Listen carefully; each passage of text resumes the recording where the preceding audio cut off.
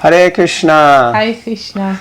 So it's just a bit too cold outside, so we're doing it inside today. Reading. Where are we? In the front room. Okay. Om Namo Bhagavate Vasudevaya. Om Namo Bhagavate Vasudevaya. Om Namo Bhagavate Vasudevaya. Canto 3, Chapter 21, Text 34. Conversation between Manu and Kardua. Text 34. While the sage stood looking on, the Lord left by the pathway leading to Vaikuntha, a path extolled by all great liberated souls. The sage stood listening as the hymns forming the basis of the Samaveda were vibrated by the flapping wings of the Lord's carrier, Garuda. Amazing. So it says that Vishnu left to go back to Vaikuntha, the same path that liberated souls take when they go back to Vaikuntha. And Garuda's wings were flapping, and the noise wasn't like normal flapping of birds, but it was the Samaveda being vibrated. Hymns of the Samaveda. Amazing. Purport. In the Vedic literature, it is stated that the two wings of the transcendental bird Garuda, who carries the Lord everywhere, are two divisions of the Samaveda, known as Brihat and Ratantara. Garuda works as a carrier of the Lord. Therefore, he is considered the transcendental prince of all carriers. With his two wings, Garuda began to vibrate the Samaveda, which is chanted by great sages to pacify the Lord. The Lord is worshipped by Brahma, by Lord Shiva, by Garuda, and other demigods with selected poems, and great sages worship him with the hymns of Vedic literatures such as the Upanishads and Samaveda. These Samaveda utterances are automatically heard by the devotee when another great devotee of the Lord, Garuda, flaps his wings.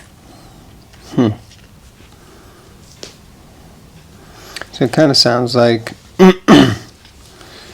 that whether the wings were doing it or not, that whenever you see the Lord, that sound vibration is in the atmosphere anyway. It is clearly stated here that the sage Kardama began to look to the path by which the Lord was being carried to Vaikuntha. It is thus confirmed that the Lord descends from his abode, Vaikuntha, in the spiritual sky and is carried by Garuda. The path which leads to Vaikuntha is not worshipped by the ordinary class of transcendentalists. Only those who are already liberated from material bondage can become devotees of the Lord. Those who are not liberated from material bondage cannot understand transcendental devotional service. And Bhagavad Gita is clearly stated, Yatatam api siddhanam. There are many persons who are trying to attain perfection by striving for liberation from material bondage, and those who are actually liberated are called Brahmabhuta or Siddha. Only the Siddhas or persons liberated from material bondage can become devotees. This is also confirmed in Bhagavad Gita. Anyone who is engaged in Krishna consciousness or devotional service is already liberated from the influence of the modes of material nature. Here it is also confirmed that the path of devotional service is worshipped by liberated persons, not the conditioned souls. The conditioned soul cannot understand the devotional service of the Lord. Kardama Muni was a liberated soul who saw the Supreme Lord in person, face to face. There was no doubt that he was liberated, and thus he could see Garuda carrying the Lord on the way to Vaikuntha and hear the flapping of his wings, vibrating the sound of Hare Krishna, the essence of the Samaveda. Well, it doesn't say Hare Krishna. I'm not trying to be controversial. I'm just saying someone, like, where did that come from? Well, Prabhupada's saying that Hare Krishna is the essence of the Samaveda because the Maha Mantra is the Maha Mantra. So it's the essence of all mantras. Okay. But in the verses, there's the basis. Alright, well, I don't know. No, it says the Samaveda. I'm just saying, I'm not trying to, I'm just saying someone might read that and say, hang on, Prabhupada, he's the head of the Hare Krishna movement. And now in his commentary, he's put, they were vibrating Hare Krishna, which is the essence of the Samaveda, which is what's meant, Samaveda is mentioned, that that's what was being heard. Well, we also do you know the Samaveda? I don't know, actually. So then we can't comment. What was that? I found it interesting that Kardama Muni is clearly qualified here as a liberated soul. And Prabhupada says he's liberated because he saw the Supreme Person. He saw him face to face. Krishna appeared directly before him. Therefore, it's clear he was liberated. He's a liberated soul. Jiva Mukti, Jiva Mukta. He's there and he could hear, the Samaveda, Hare Krishna, coming from the wings of...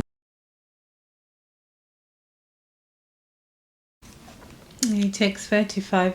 Then after the departure of the Lord, the worshipful sage Kardama stayed on the bank of Bindu Sarovar, awaiting the time of which the Lord had spoken.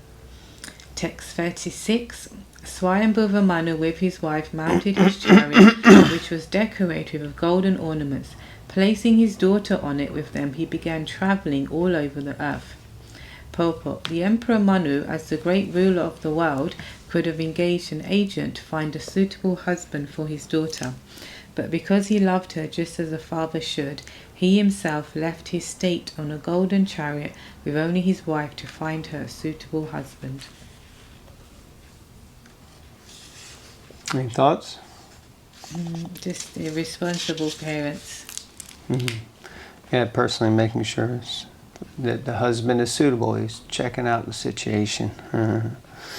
Text 37. O Vidura, they reached the hermitage of the sage who had just completed his vows of austerity on the very day foretold by the Lord. Text 38 and 39. The holy lake Bindu Sarovra, flooded by the waters of the river Saraswati, was resorted to by hosts of eminent sages. Its holy water was not only auspicious, but as sweet as nectar. It was called Bindu Sarovra because drops of tears had fallen there from the eyes of the Lord, who was overwhelmed by extreme compassion for the sage who had sought his protection. Powerful, huh? Purport. Kardama underwent austerities to gain the causeless mercy of the Lord, and when the Lord arrived there, he was so compassionate that in pleasure he shed tears, which became Bindu Sarovra. Bindu Sarovra is therefore worshipped by great sages and learned scholars because according to the philosophy of the Absolute Truth, the Lord and the tears from his eyes are non-different. Just as drops of perspiration which fell from the toe of the Lord became the sacred Ganges, so teardrops from the transcendental eyes of the Lord became Bindu Sarovra. Both are transcendental entities and are worshipped by great sages and scholars. The water of Bindu Sarovra is described here as Shivamrita Jal. Shiva means curing. Anyone who drinks the water of Bindu Sarovra is cured of all material diseases. Similarly, anyone who takes his bath in the Ganges also is relieved of all material diseases. These claims are accepted by great scholars and authorities and are still being acted upon even in this fallen age of Kali. Powerful. For some reason, I think I've been to Bindu Sarovra. I thought it was in Vrindavan, where I went before was in Vrindavan. But I could be wrong. I have to check it out. Text 40. The shore of the lake was surrounded by clusters of pious trees and creepers, rich in fruits and flowers of all seasons, that afforded shelter to pious animals and birds, which uttered various cries. It was adorned by the beauty of groves of forest flowers. Purport. It is stated here that Bindu Sarovara was surrounded by pious trees and birds. As there are different classes of men in human society, some pious and virtuous and some impious and sinful, so also among trees and birds there are the pious and the impious. Trees which do not bear nice fruit or flowers are considered impious, and birds which are very nasty, such as crows, are considered impious. In the land surrounding Bindu Sarovar there was not a single impious bird or tree. Every tree bore fruits and flowers, and every bird sang the glories of the Lord. Hare Krishna, Krishna Krishna, Hare Hare, Hare Rama, Rama Rama, Hare Hare. Interesting, is pious trees and pious birds. I guess everything's influenced a bit by the modes of material nature, and according to one's activities, then one gets a reciprocal body. Text 41. The area resounded with the notes of overjoyed birds. Intoxicated bees wandered there. Intoxicated peacocks proudly danced, and merry cuckoos called one another. Cuckoo! The beauty of the pleasant sounds heard in the area surrounding Lake Bindu Sarovara is described here. After drinking honey, the black bees became maddened, and they hummed in intoxication. Merry peacocks danced just like actors and actresses, and merry cuckoos called their mates very nicely.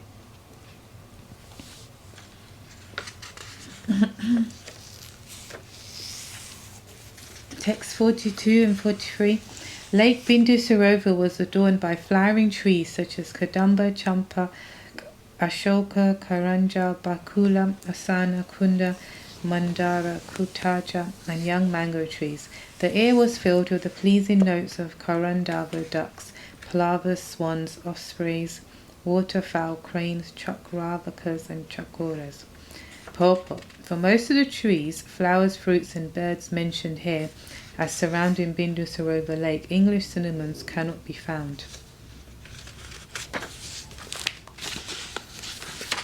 All the trees mentioned are very pious in that they produce a nice aromatic flower such as the champaka, kadamba, and bakula. The sweet sounds of waterfowl and cranes made the surrounding area as pleasant as possible and created a very suitable spiritual atmosphere. Pious trees as well. Okay, text 44. Its shores abounded with deer, boars, porcupines, gavayas, elephants, baboons, lions, monkeys, mongooses, and musk deer. Sounds like a nice variety of animals. Purport. Musk deer are not found in every forest, but only in places like Bindu Sarovara. They are always intoxicated by the aroma of musk secreted from their navels. Gavayas, the species of cow mentioned herein, bear a bunch of hair at the end of their tails. This bunch of hair is used in temple worship. There you go. Yak whisks. This bunch of hair is used in temple worship to fan the deities. Gavayas are sometimes called chamaris, and they are considered very sacred. In India, there are still gypsies or forest mercantile people who flourish by trading kasturi or musk and the bunches of hair from the chamaris. These are always in great demand for the higher class of Hindu population, and such business still goes on in large cities and villages in India. Amazing, there you go. So the the whisk that we use in worship of the Lord comes from the tail of a cow. And of course the musk aroma that may also be used, well, it says here, is in high demand by those in the upper class. Prabhupada says of Hindus, in the upper class of people, that comes from the navel of the deer. So we're obviously not strict vegans in the sense of not using any animal products. In fact, there are many animal products that we use in the Lord's service, but without killing the animal. Like that. Anyway. Text 45 to 47. Entering that most sacred spot with his daughter and going near the sage, the first monarch, Swayambhuva Manu, saw the sage sitting in his hermitage, having just propitiated the sacred fire by pouring oblations into it. His body shone most brilliantly. Though he had engaged in austere penance for a long time, he was not emaciated, for the Lord had cast his affectionate sidelong glance upon him, and he had also heard the nectar flowing from the moonlight words of the Lord. The sage was tall, his eyes were large, like the petals of a lotus, and he had matted locks on his head. He was clad in rags. Swayambhuva Manu approached and saw him to be somewhat soiled, like an unpolished gem. Purport. Here are some descriptions of a brahmachari yogi. In the morning, the first duty of a brahmachari seeking spiritual elevation is hutasana, to offer sacrificial oblations to the Supreme Lord. Those engaged in brahmacharya cannot sleep until 7 or 9 o'clock in the morning. They must rise early in the morning, at least 1.5 hours before the sun rises, and offer oblations, or in this age they must chant the holy name of the Lord, Hare Krishna, as referred to by Lord Chaitanya. Kalu nashtiyeva nashtiyeva nashtiyeva gati anyata. There is no other alternative in this age to chanting the holy name of the Lord. The brahmachari must rise early in the morning, and after placing himself, should chant the holy name of the Lord. From the very features of the sage, it appeared that he had undergone great austerities. That is a sign of one observing brahmacharya, the vow of celibacy. If one lives otherwise, it will be manifest in the lust visible in his face and body.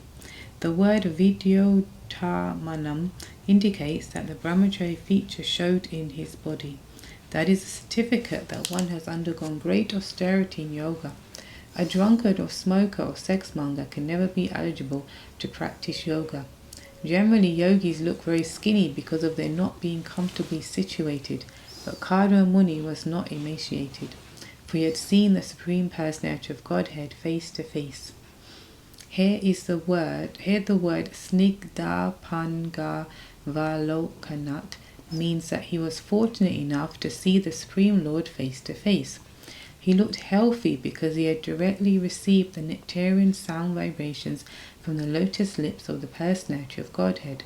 Similarly, one who hears the transcendental sound vibration of the holy name of the Lord, Hare Krishna, also improves in health. We have actually seen that many brahmacharis and grihastas connected with the International Society for Krishna Consciousness have improved in health, and a luster has come to their faces. It is essential that a brahmachari engaged in spiritual advancement look very healthy and lustrous. The comparison of the sage to an unpolished gem is very appropriate. Even if a gem just taken from a mine looks unpolished, the luster of the gem cannot be stopped. Similarly, although Kadma was not properly dressed and his body was not properly cleansed, his overall appearance was gem-like. Nice. We should finish there. Okay. Any last thoughts on that last purport? Yeah, it's true. When people come and they take to the process, after a while they do look different, peaceful, blissful, happy. They will look, they have change in physical appearance. Yeah, so hypothetically, coming to Krishna consciousness means we should become healthier. Well, sometimes people do become unhealthy for different reasons, but at the same time, I agree, people definitely. I remember one devotee joined, he had really bad acne, and And the senior devotee said, you watch, after a couple of years of chanting Hare Krishna, that'll all go away. And it did, actually. I was really surprised. Prabhupada also says it is essential that a brahmachari engaged in spiritual advancement look very healthy and lustrous. The first thing we should do when we get up, or well, he says brahmacharis, but I think he says brahmacharis and grihastas, right? Mm. Yeah. Is that in the other verse?